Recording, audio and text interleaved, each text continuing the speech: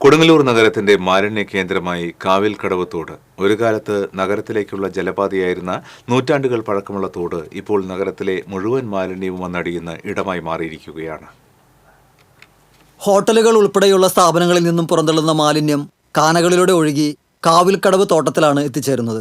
ശുചിമുറി മാലിന്യം വരെ തോട്ടിൽ വന്നടിയുന്നുണ്ടെന്നാണ് സമീപവാസികളുടെ ആക്ഷേപം. വയസ്സന്മാരും എല്ലാവരും ഇവിടെ കിടന്ന് ഭക്ഷണം പോലും കഴിക്കാൻ പറ്റുന്നില്ല.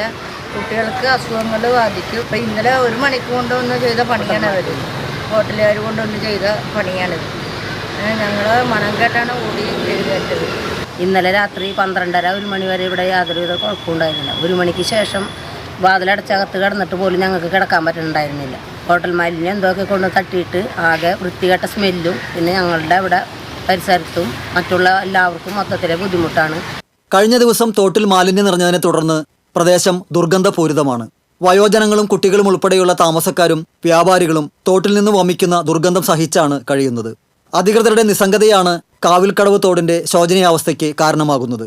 തോടിന്റെ സംരക്ഷണ ഭിത്തി പലയിടത്തും തകർന്ന നിലയിലാണ്.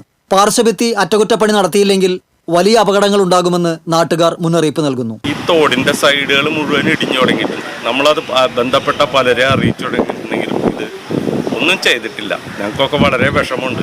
എന്നാണാവോ ഇടിഞ്ഞൊളിഞ്ഞ് വീഴുക എന്നുള്ള ഒരു പേടിയുണ്ട്. പിന്നെ ഈ ദുർഗന്ധം ഇടയ്ക്കിടയ്ക്ക് വരുന്നത്, ഈ മാലിന്യം അതൊന്നുകൂടി ശ്രദ്ധ എല്ലാവരെയും ബന്ധപ്പെട്ടവരിലേക്ക് എത്തിക്കണം. 10 വർഷം മുൻപ് വരെ ആഴ്ചയിൽ 2 തവണ എറണാകുളത്തു നിന്നുമുള്ള ചരക്കുവള്ളം കാവിൽക്കടവിലെത്തിയിരുന്നു. പിന്നീടത് നിലച്ചു.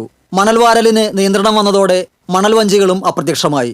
കനോലി കനാലിൽ നിന്നും ഏതാണ്ട് 1 കിലോമീറ്ററിലധികം ദൂരം നഗരത്തിലേക്ക് കയറിക്കിടക്കുന്ന ജലമാർഗമാണ് കാവിൽക്കടവ് തോട്.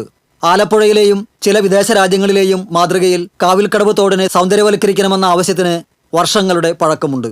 കൊടുങ്ങല്ലൂർ നിയോജക മണ്ഡലത്തിലെ നവകേരള സദസ്സിൽ സാമൂഹ്യ പ്രവർത്തകനായ കല്യാൺ റാം കാവിൽക്കടവ് തോട് നവീകരിക്കണമെന്ന ആവശ്യം ഉന്നയിച്ചിരുന്നു.